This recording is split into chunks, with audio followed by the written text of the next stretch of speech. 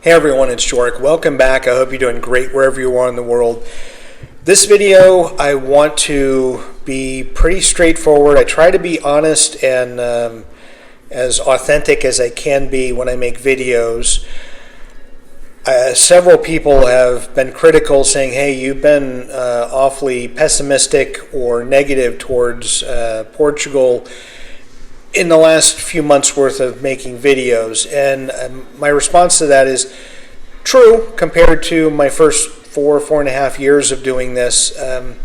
But it's become more commonplace that I'm having conversations, email, WhatsApp messaging with people that are more frustrated than ever. And I want to explain this because I'm coming across more people that are coming to a breaking point.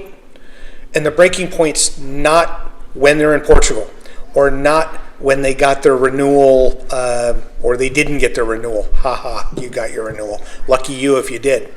I'm getting more people that are concerned or unnerved about moving to begin with, or they're just starting in the process. They've filled out the application, but they're reading more information online, or they are having second thoughts. So I want to backtrack a little bit and explain the point of making this video. I'd love to get your feedback on this. When we moved to Portugal, one of the things, along with opening this channel, was doing consulting, helping people get to Portugal, going with them to their CEF and then AMA appointments, looking at property, trying to go to the places where they were going to live to do some scouting for them, along with the scouting trips that they were pursuing. The vast majority of those people, so up through 2022, let's say, beginning of 2023, mostly positive experiences. Portugal was in the finals with maybe a Spain or a France or somewhere else that they were going to move to. Getting in the resident process in their home country at the Portuguese consulate, not as difficult, not as long of a wait. Getting into Portugal, the appointment at CEF or AMA, getting a resident card, getting the reunification for the family, didn't seem to be that much of a pain point. It came up once in a while because it was taking longer and longer for those appointments to happen, and then afterwards to get the actual cards. But generally speaking, people were happy, positive, and okay, we expected some hurdles, but we're going to get through it.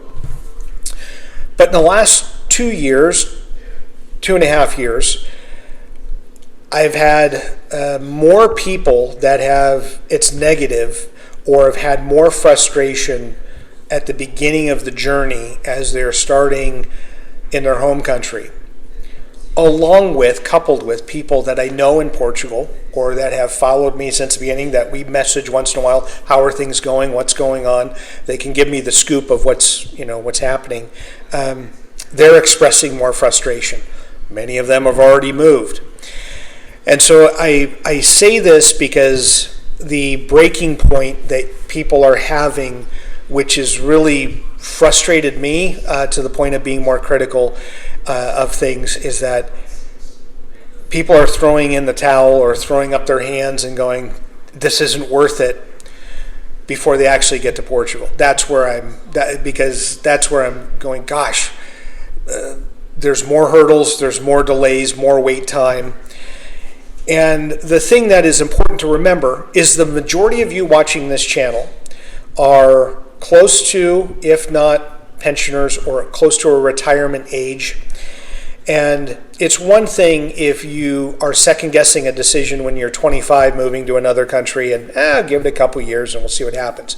It's a different story when you're 65 and you're wanting to commit to a country and be there for, let's say, the next 10 years or through the end of your life. That's a different story, and there's a different level of stress, and the variables are mostly the same from 5-6 years ago. Changes in taxes for sure with the NHR.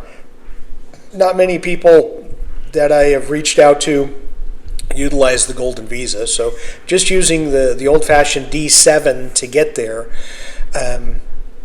more people are just, I'll use the term sunk cost. They've already done a couple of scouting trips. They've invested in going through the application process or starting it. Several people have signed leases for a 12-month lease, of which they're never going to be in that apartment for any of that time, because for some of them, it's 6, 7, 8, 9 months before they can get the appointment in their home country to be able to get to Portugal to get into the apartment, and by then it's almost close to renewal time. Or they've just decided, you know what, there's a lot of things that we're hearing about Portugal that we don't like, and it's just, we're going to stay put.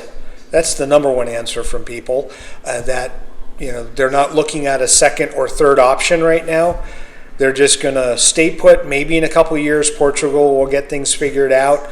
I'll do the spoiler alert. I don't think that's going to happen. But for those of you that believe it will, more power to you. I appreciate your optimism. But that's where most of my, I guess, my criticism or my frustration for so many people is they're not even starting this journey and they're already frustrated. On top of the people that can't get renewals or are many years into post-Brexit, still haven't gotten things like biometrics. And I think many of those people are just numb, meaning they're already moved on to the next country. Several people that had followed me since the beginning had just messaged going, hey, we just arrived in Vietnam. We love it. Goodbye. So, I may not hear from them because they're going to be in Vietnam. So they'll be watching stuff about Vietnam. Several people have moved to France, southern France specifically, as opposed to another region. Absolutely love it. And they feel like they learned what they need to in Portugal, but Portugal's gotten difficult where it didn't need to be. And so I ask you, for those of you have friends and family and colleagues that may be considering Portugal as a place to move to. Are you having those same types of conversations with people? Are people in your groups, and as particularly people that haven't moved yet, are they now going, you know what, gone, Portugal's off the table. It was there. We've invested in some money and some trips, some research and development, let's call it. We've started the application, but then we've decided we're done. That to me is also disheartening, because there are so many people, when you get on a call with them, they're so passionate about wanting to live in Portugal. They've been there. They really feel like that might be a good fit for them in retirement. And then they just feel like everything's working against them, or there's just more problems or obstacles in the way that are causing issues. And, my wife and I, thankfully, we've done a lot of traveling, and that's part of why we moved to Portugal and got to see a ton of Europe and parts of Africa. But we've often said this as we've gotten, I think, better as travelers. When things become too difficult, meaning you're hitting a block when you're trying to book a flight and then get a room, or the rental car, or the tour is booked, or there's just issues, when you start having that sense in the back of your mind that this isn't about overcoming a challenge or overcoming some adversity to reach a goal. It's something different. But when you keep almost feeling like you're getting smacked in the face, at some point, you either have to enjoy getting smacked in the face, or you decide, I don't want to be smacked in the face anymore. And that's where, when we think about travel, when things become too difficult, we decide, well, maybe we shouldn't go there, or maybe we should go someplace else where it's logistically easier or just more fun to plan.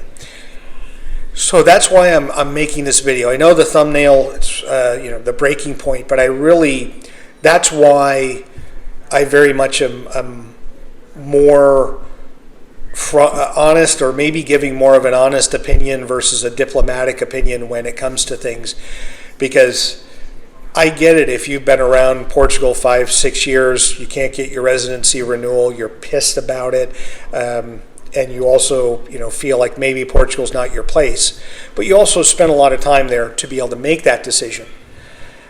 There are a growing number of people from many countries. Often people say, well, it's only Americans. Nope. People on this call are from India and Bangladesh, part of them, partly Americans, Brits as well, that just are going, no, it's becoming too difficult, we're going someplace else. Are you getting that same sentiment when you talk to people who might be reaching out to you about what's your take on Portugal? What do you think? I'd love to get your feedback. Please comment below if you have some details on what colleagues, friends, family who are thinking about Portugal, what's gone into their mindset. Are they still coming? And they're going to, hopefully it'll be a great experience for them. Or have they steered off course and said, yeah, we're going to choose someplace else? Let me know in the comments. I would love to hear from you. As always, thank you so much for watching and enjoy your travels.